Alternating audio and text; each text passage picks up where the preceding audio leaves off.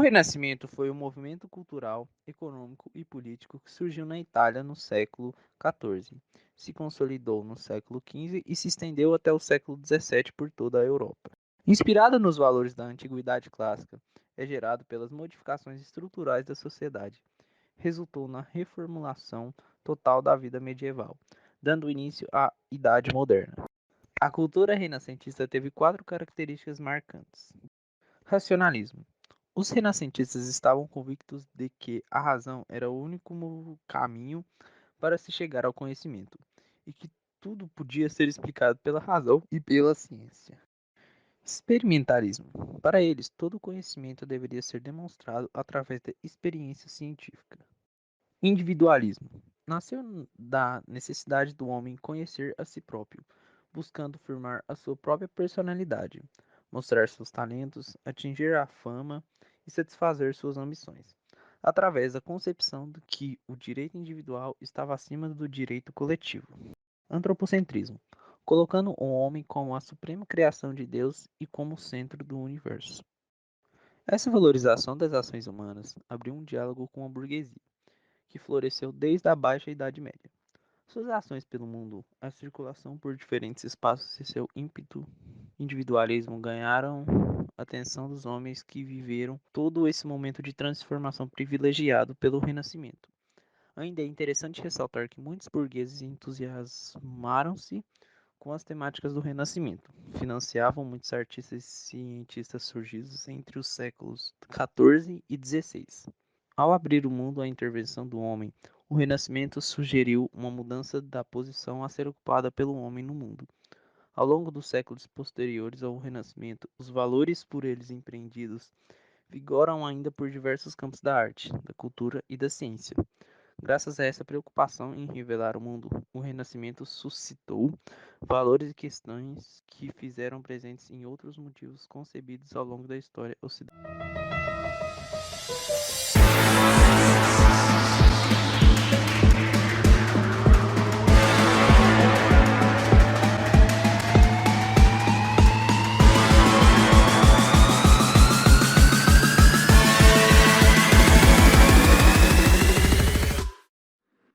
No período renascentista, os valores humanistas se tornaram, assim como a adoção de padrões de beleza da antiguidade. As pinturas da época vinham também com um poder de influência grande na visão que se tinha da sociedade. A representação das pessoas na mesma era um espelho da população e do que ela almejava. Além disso, há uma retomada de uma influência greco-romana muito forte. Eram exigidas diversas características das mulheres renascentistas nesse contexto. Elas deveriam ser altas, ter cabelos compridos, quadris largos, seios grandes e cintura fina, marcada também nesse sentido pelo uso do espartilho. Mas mesmo com os padrões de formato de corpo, o período foi marcado por uma valorização do corpo maior, onde o corpo magro era visto como sinal de pobreza, desnutrição, e o comum era a representação de mulheres não tão magras, que expressavam um sinônimo de fartura e riqueza. Um marco da época foi que pela primeira vez as roupas das mulheres começaram a ser costuradas com um decote que dava liberdade para o pescoço, os ombros e a parte superior do peito, o que antes não ocorria com a frequência. E quando ocorria, era motivo de maus olhos. O padrão ideal é de que as mulheres fossem loiras, como a deusa Vênus no quadro de Botticelli. Por isso, as garotas renascentistas clareavam seus cabelos e sobrancelhas ao sol, tomavam poções de noz, suco de maçã azedo ou usavam um produto chamado alume. No século XV, as mulheres costumavam raspar a linha do início de crescimento dos cabelos, deixando a testa grande, o que era visto como uma característica de inteligência pela sociedade. Os penteados eram complexos, porém era recomendável remover os pelos do corpo para evitar ataques de piolho, comuns na época como na Idade Média. A pele branca era considerada mais bonita, e para clareá-la eram utilizados óxido de chumbo e de mercúrio, ambos tóxicos. Já para deixá-la rosada era aplicado cinábrio. Quanto à vestimenta da época, a referência visual histórica que se encontra condiz com a vida de mulheres nobres. As que ocupavam a camada mais baixa da sociedade se vestiam de formas mais simples, mas ainda focadas no padrão. As mulheres nobres renascentistas usavam a túnica, que era considerada uma roupa de baixo. se chamava chemise e tinham mangas amplas com punhos apertados. As demais peças geralmente eram compostas por corpetes, saia e mangas. Os corpetes não eram tão apertados como em outras épocas e não chegavam a deformar o corpo. Eles eram bastante usados, pois evidenciavam a sexualidade feminina, destacando a sua silhueta e mostrando o colo, com seus decotes amplos e deixando aparecer um pouco dos ombros. As saias se abriam em formato cônico e as mulheres eram encaixadas dentro de uma armação. Suas roupas eram colocadas sobre essa peça, que quase não dava efeito de movimento. Liberdade para quem as usava.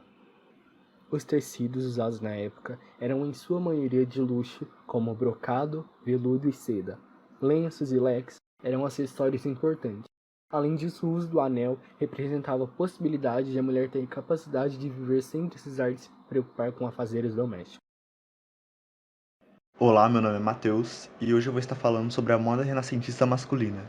A estética renascentista propôs claramente o retorno de alguns valores clássicos, como por exemplo a arte mimétrica, ou seja, a imitação da realidade com o objetivo de buscar a perfeição. Segundo Aristóteles, forjando a ideia de respeitar o modelo adotado e dentre ele a busca da superação com o auxílio da criatividade, houve também uma harmonia e por fim a sobriedade da contenção dos sentimentos. No período renascentista, a vestimenta característica era o gibão, normalmente acolchoado com ou sem mangas, geralmente abotoado à frente e com um basque sobre o calção. Sobre o gibão usava-se a jaquete, uma túnica aberta à frente de um grande planejamento. Outros usavam uma espécie de suporte às suas partes íntimas, algo como um adorno para exibir toda a masculinidade e virilidade dos homens. Nas pernas, usavam-se meias coloridas, muitas das vezes com características diferentes para cada perna. Ainda sobre a vestimenta, era bastante usado o tipo de gola chamado rufo, que tinha uma semelhança com uma enorme roda.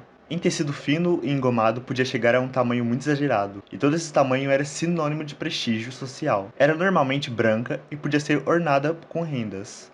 O rufo goi era usado por homens e mulheres.